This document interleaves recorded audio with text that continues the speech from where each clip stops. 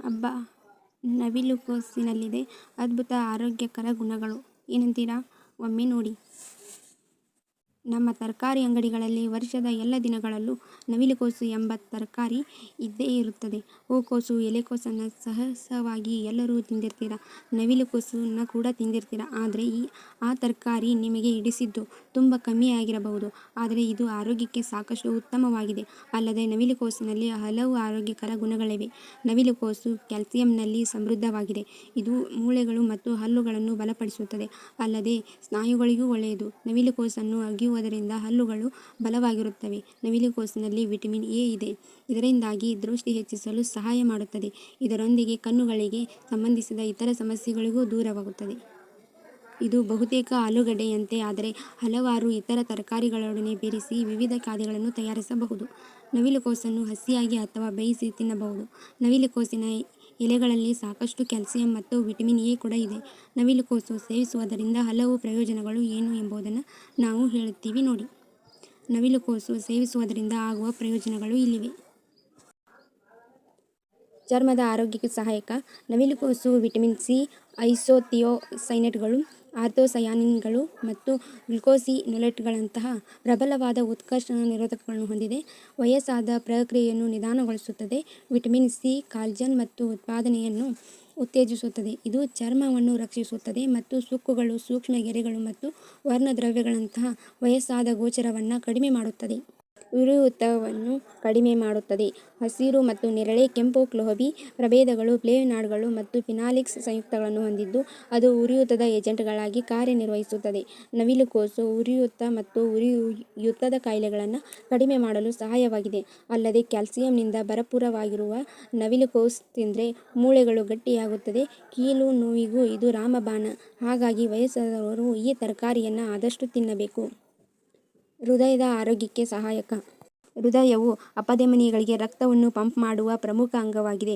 ಕ್ಲೋಬಿಯೋ ಗ್ಲುಕೋಸಿನೋಲೇಟ್ಗಳು ಮತ್ತು ಐಥೋಸಯಾನಿನ್ಗಳು ಎಂಬ ಸಸ್ಯದ ಮೂಲದ ರಾಸಾಯನಿಕಗಳನ್ನು ಹೊಂದಿದೆ. ಅದು ಹೃದ್ರೋಗವನ್ನು ಅಭಿವೃದ್ಧಿಪಡಿಸುವ ಅಪಾಯವನ್ನು ಕಡಿಮೆ ಮಾಡುತ್ತದೆ. ಇದು ಅಪಧಮನಿಯ ಕ್ಯಾನ್ಸರ್, ಅಧಿಕ ರಕ್ತದೊತ್ತಡ, ಕಾರ್ಡಿಯೋಮಿಯೋಪತಿ ಮತ್ತು ಹೃದಯ ವೈಫಲ್ಯವನ್ನು ತಡೆಯುತ್ತದೆ. ನವಿಲುಕೋಸಿನಲ್ಲಿ ಗ್ಲುಕೋಸಿನೋಲೇಟ್ಗಳು ಮತ್ತು ಐಸೋಥಿಯೋಸೈನೇಟ್ಗಳು ಎಂಬ ಶಕ್ತಿಯುತ ಸಸ್ಯಜನ್ಯ ಸಂಯುಕ್ತಗಳಿವೆ. ರಕ್ತನಾಳಗಳನ್ನು ವಿಸ್ತರಿಸುವ ಮತ್ತು ಉರಿಯೂತವನ್ನು ಕಡಿಮೆ ಮಾಡುವ ಈ ಸಂಯುಕ್ತಗಳ ಸಾಮರ್ಥ್ಯದಿಂದಾಗಿ ಹೆಚ್ಚಿನ ಗ್ಲುಕೋಸಿನೋಲೇಟ್ಗಳ ಸೇವನೆಯು ಹೃದ್ರೋಗದ ರೋಗಗಳು ಎದುರಾಗುವ ಸಾಧ್ಯತೆಯನ್ನು ಕಡಿಮೆ ಮಾಡುತ್ತವೆ. ಅಷ್ಟೇ ಅಲ್ಲ, ಐಸೋಥಿಯೋಸೈನೇಟ್ಗಳು ಪ್ರಬಲ ಉತ್ಕರ್ಷಣ ನಿರೋಧಕ ಗುಣಗಳನ್ನು ಹೊಂದಿದ್ದು ಅದು ನಿಮ್ಮ ರಕ್ತನಾಳಗಳಲ್ಲಿ ಜಿಡ್ಡು ಅಂಟಿಕೊಂಡು ರಕ್ತ ಪ್ರವಾಹಕ್ಕೆ ಅಡ್ಡಿಪಡಿಸುವುದನ್ನು ತಡೆಯುತ್ತದೆ. ಹೌದು, ನವಿಲುಕೋಸಿನಲ್ಲಿ ವಿಟಮಿನ್ ಬಿ6 ಅಧಿಕ ಪ್ರಮಾಣದಲ್ಲಿದೆ. ಇದು ಪ್ರೋಟೀನ್ಗಳು ಜೀವರಾಸಾಯನಿಕ ಕ್ರಿಯೆಗೆ ಒಳಪಡಲು, ಕೆಂಪು ರಕ್ತ ಕಣಗಳ ಉತ್ಪಾದನೆ ಮತ್ತು ರೋಗ ನಿರೋಧಕ ಕ್ರಿಯೆ ಬಲಗೊಳಿಸುವುದು ಸೇರಿದಂತೆ ಇನ್ನೂ ಹಲವಾರು ಕಾರ್ಯಗಳಿಗೆ ಅಗತ್ಯವಾಗಿದೆ. ಅಷ್ಟೇ ಅಲ್ಲ, ನವಿಲುಕೋಸು ವಿಟಮಿನ್ ಸಿ ಅತ್ಯುತ್ತಮ ಮೂಲವೂ ಆಗಿದೆ. ಇದು ಬಿಳಿ ರಕ್ತ ಕಣಗಳ ಕಾರ್ಯವನ್ನು ಬೆಂಬಲಿಸುತ್ತದೆ ಮತ್ತು ಅಂತಿಮವಾಗಿ ನಿಮ್ಮ ರೋಗ ನಿರೋಧಕ ಶಕ್ತಿಯನ್ನು ಇನ್ನಷ್ಟು ಬಲಪಡಿಸುತ್ತದೆ.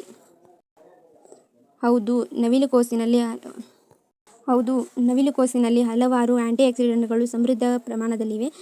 ವಿಟಮಿನ್ ಸಿ, ಆಂಥೋಸಯಾನಿನ್ಗಳು, ಐಸೋಥಿಯೋಸೈನೇಟ್ಗಳು ಇತ್ಯಾದಿ ಇವು ಸಸ್ಯಜನ್ಯ ಸಂಯುಕ್ತಗಳಾಗಿದ್ದು ಅದು ನಮ್ಮ ಜೀವಕೋಶಗಳು ಕ್ಯಾನ್ಸರ್ ಕಾರಕ ಫ್ರೀ ರಾಡಿಕಲ್ಗಳ ಎಂಬ ಕಣಗಳ ದಾಳಿಯಿಂದ ರಕ್ಷಿಸುತ್ತದೆ. ತನ್ಮೂಲಕ ನಮಗೆ ಎದುರಾಗಬಹುದಾದ ಹಲವಾರು ರೋಗಗಳಿಂದ ರಕ್ಷಣೆ ಒದಗಿಸುತ್ತವೆ. ರಕ್ತದಲ್ಲಿ ಸಕ್ಕರೆ ಮಟ್ಟವನ್ನು ಕಡಿಮೆ ಮಾಡುತ್ತದೆ. ರಕ್ತದಲ್ಲಿ ಸಕ್ಕರೆ ಮಟ್ಟ ಅಧಿಕವಾಗಿರುತ್ತದೆ. ಇನ್ಸುಲಿನ್ ಪ್ರತಿರೋಧದಿಂದಾಗಿ ಇದು ಸಂಭವಿಸಬಹುದು. ಇದರರ್ಥ ದೇಹದ ಜೀವಕೋಶಗಳು ಇನ್ಸುಲಿನ್ಗೆ ಪ್ರತಿಕ್ರಿಯಿಸುವುದಿಲ್ಲ ಮತ್ತು ರಕ್ತದಲ್ಲಿನ ಸಕ್ಕರೆಯನ್ನು ಹೀರಿಕೊಳ್ಳುವುದಿಲ್ಲ. ಇದರ ಪರಿಣಾಮವಾಗಿ ರಕ್ತದಲ್ಲಿ ಹೆಚ್ಚಿನ ಮಟ್ಟದ ಸಕ್ಕರೆ ಉಂಟಾಗುತ್ತದೆ.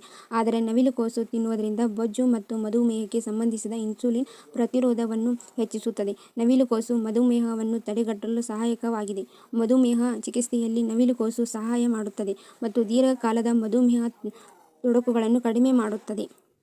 ನರಮಂಡಲದ ಕಾರ್ಯನಿರ್ವಹಣೆಯನ್ನು ರಕ್ಷಿಸಲು ಸಹಾಯಕ. ನರಮಂಡಲವು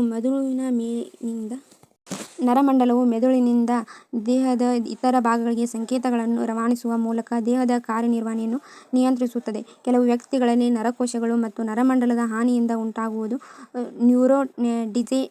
ಡಿಜನರೇಟಿವ್ ಕಾಯಿಲೆಗಳಿಂದ ನರಮಂಡಲದ ಕಾರ್ಯನಿರ್ವಹಣೆಯ ಕಡಿಮೆಯಾಗುತ್ತದೆ. ಹೀಗಾಗಿ ನರಮಂಡಲದ ಆರೋಗ್ಯವನ್ನು ಕಾಪಾಡಿಕೊಳ್ಳಲು ನವಿಲುಕೋಸಿನಲ್ಲಿ ಗ್ಲುಕೋಸಿನೋಲೇಟ್ಗಳು ಮತ್ತು ಐಸೋಥಿಯೋಸೈನೇಟ್ಗಳ ಹೆಸರಿನ ಸಸ್ಯ ಮೂಲದ ರಾಸಾಯನಿಕಗಳನ್ನು ಹೊಂದಿದೆ. ಇದು ಪಾರ್ಕಿನ್ಸನ್ ಕಾಯಿಲೆಗಳಂಥ ನ್ಯೂರೋ ಡಿಜನರೇಟಿವ್ ಕಾಯಿಲೆಗಳನ್ನು ಅಭಿವೃದ್ಧಿಪಡಿಸುವ ಅಪಾಯವನ್ನು ಕಡಿಮೆ ಮಾಡುತ್ತದೆ.